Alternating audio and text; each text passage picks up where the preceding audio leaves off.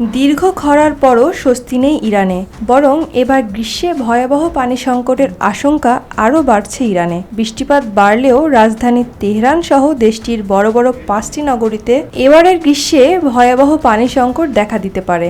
দেশটির আবহাওয়া অধিদপ্তরের প্রধান শাহার তাজবক্স মুসলিম জানিয়েছেন, চলতি পানি বছরে বৃষ্টিপাতের পরিমাণ বিগত বছরগুলোর তুলনায় প্রায় 5% বেড়েছে।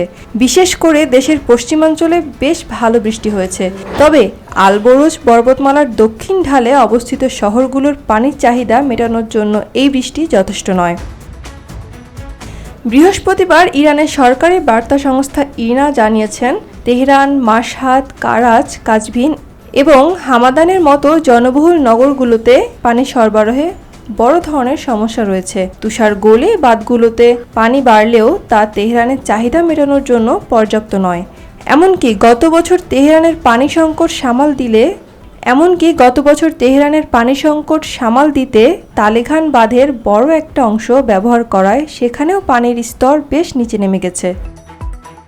পরিস্থিতি সামাল দিতে এখনই কঠোরভাবে পানি ব্যবস্থাপনার উপর জোর দিয়েছেন সংশ্লিষ্ট কর্মকর্তারা। তবে দীর্ঘ খরার পর ইরানিদের জন্য একটি সুখবরও দিয়েছেন আবহাওয়াবিদরা। প্রশান্ত মহাসাগরীয় জলবায়ু চক্র এল নিনোর প্রভাবে এবারের শরৎকাল ইরানে বেশ ইতিবাচক হতে পারে। আবহাওয়া অধিদপ্তরের পূর্বাভাস অনুযায়ী সেপ্টেম্বর মাসের শেষ দিক থেকে আবহাওয়া বদলাতে শুরু করবে।